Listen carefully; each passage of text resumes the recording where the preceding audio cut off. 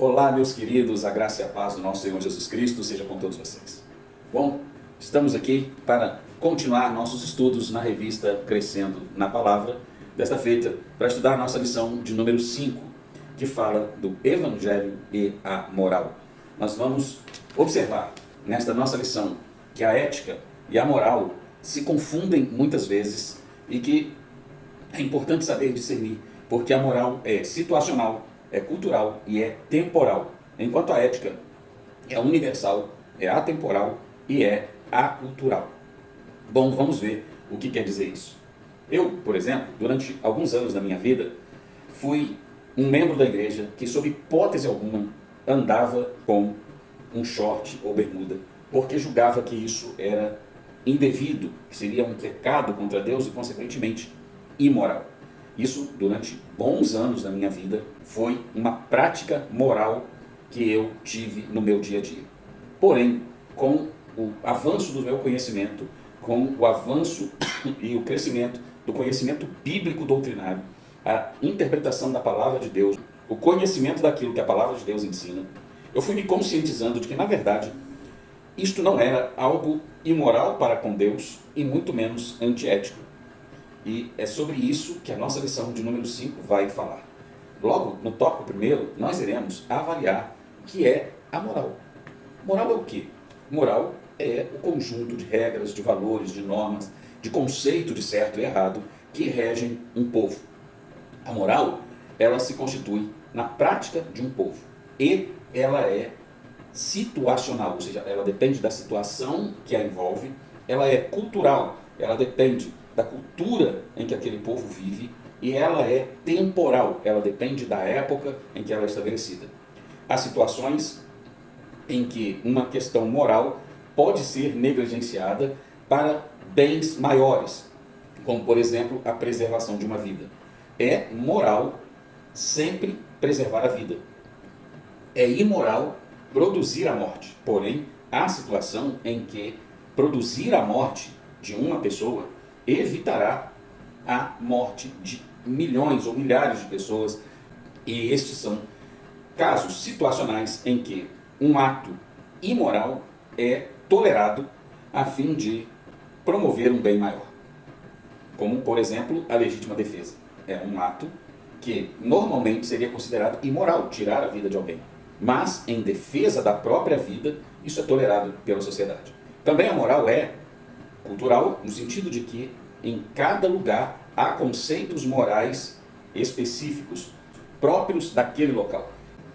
Como, por exemplo, é imoral em muitas sociedades, a maioria delas, andar despido em ambientes públicos.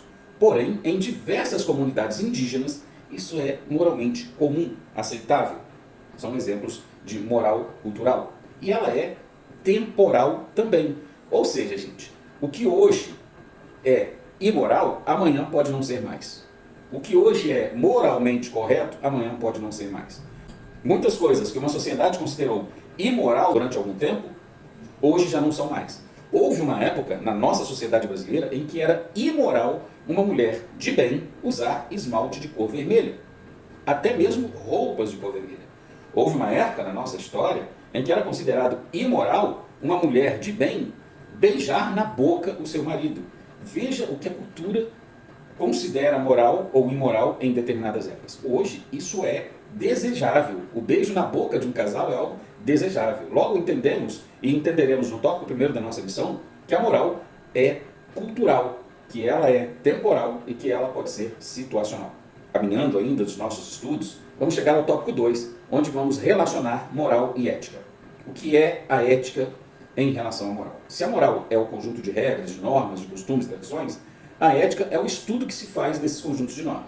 Então a ética, ela vai buscar sempre o bem. A moral busca o bom. Logo, a ética é atemporal, que o bem não tem época. O bem sempre será bem em qualquer época. A ética, então, ela é a reflexão sobre a moral a partir de determinados princípios norteadores. Quais são esses princípios norteadores da ética? A felicidade, a utilidade e a obrigação. Os princípios norteadores da ética, que vão avaliar as condutas morais, vão determinar se essas condutas morais ainda são úteis, se elas ainda promovem a felicidade do indivíduo ou da sociedade e qual a obrigação que o indivíduo deve ter em relação àquela prática perante a sociedade cuja qual ele pertence. Logo, entendemos que foi a análise ética que fez com que algumas coisas consideradas imorais em algum momento da história se tornassem perfeitamente morais, como, por exemplo, o beijo na boca para os casais casados. Houve uma época na sociedade em que isso era considerado imoral porque gerava escândalo nas pessoas. Hoje é perfeitamente desejável e até estimulado que um casal beije na boca, porque o beijo, e isso é comprovado também por outros meios científicos, o beijo é um promotor da união do casal, da cumplicidade, do afeto, do aumento do afeto e da manutenção desse afeto. Então veja que a ética, ela está sempre se ocupando da felicidade do outro. Então, isso pode fazer um indivíduo feliz ou mais feliz? Isso pode produzir mais felicidade para a sociedade? Claro que sim. Uma sociedade em que os casais são afetuosos um com o outro será uma sociedade mais feliz.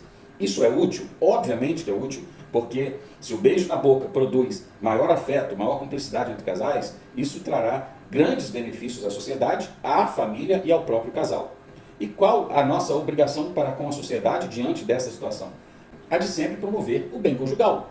Sempre buscar que as famílias estejam fortalecidas, e essa é uma obrigação social de todos nós, inclusive com a nossa própria família e em apoio a outras famílias. A ética, ela vai sempre se nortear por esses princípios fundamentais. Bem promovido através da felicidade do próximo, da sociedade, do próprio indivíduo, também a utilidade disto para o próprio indivíduo, para a sua sociedade e as obrigações inerentes ao indivíduo e à sociedade a qual ele pertence. Esses três fatores compõem a promoção do bem. Logo, entendemos que a moral é a prática, a ética é a reflexão sobre a prática. E chegamos então ao nosso terceiro ponto da lição, onde falaremos sobre a moral cultural versus a moral do Evangelho, a ética cultural versus a ética cristã. Como conciliar as duas coisas? É possível fazer isso? Veja bem, eu durante muitos anos estava vivendo numa sociedade que os homens andarem de bermuda é algo perfeitamente normal. Mas eu julgava imoral me portar dessa maneira. Então há muitas situações em que a ética e a moral de um povo se contrapõem ao pensamento cristão e à palavra de Deus. Então naquilo que o pensamento cristão e a palavra de Deus discordam da sociedade, o cristão sempre seguirá a orientação bíblica. Sempre será assim. O cristão sempre será regido pela moral bíblica. Logo, se a Bíblia diz que não, o cristão não faz. Se a Bíblia diz que sim, o cristão faz, ainda que a sociedade julgue que não. Por exemplo, houveram momentos na história da humanidade em que a sociedade julgou que era imoral pregar sobre Jesus Cristo e que haviam punições sociais para quem assim o fizesse. E a igreja, sob hipótese alguma, deixou de pregar, ainda que isso lhe custasse prisões em alguns lugares e situações até mesmo condenação à morte.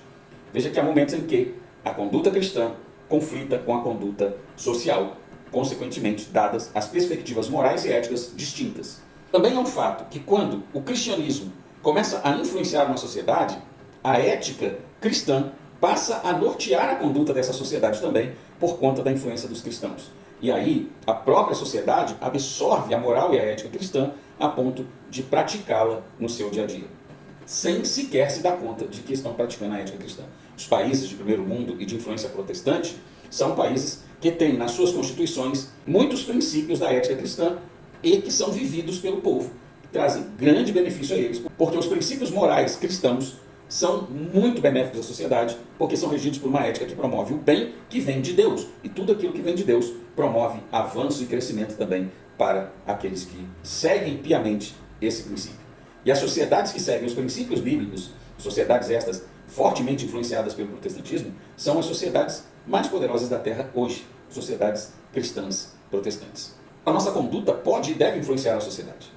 Porém, no meu caso, por exemplo, houve um momento em que eu me dei conta de que, à luz da palavra de Deus, aquilo que a minha sociedade pratica ou praticava não era um pecado diante de Deus. Não havia problema nenhum, e não há problema nenhum, em um homem usar uma bermuda à luz da palavra de Deus. Isso não é imoral, sob hipótese alguma. Até porque, por exemplo, as túnicas que os servos de Deus usavam no período bíblico eram na altura do joelho.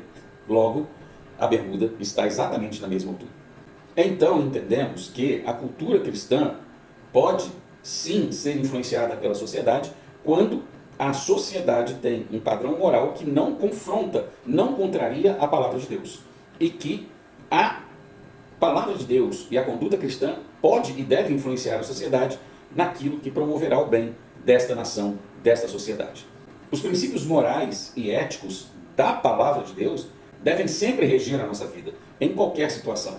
A Bíblia é a primeira constituição dos servos de Deus. Se você, meu irmão, minha irmã, quer conhecer princípios morais que deve praticar, eu te recomendo os 10 mandamentos, em Êxodo 20, e o Sermão da Montanha, em Mateus, capítulos 5, 6 e 7, que ensinam para nós quais são os princípios éticos que a igreja deve praticar e como esses princípios éticos podem ser aplicados no nosso dia a dia, de maneira que a nossa sociedade será impactada pela nossa conduta.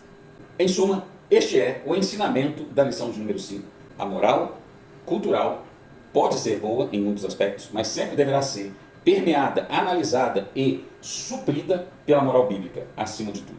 Porque a Bíblia é a grande condutora moral da Igreja do Senhor, da vida daqueles que amam a Deus.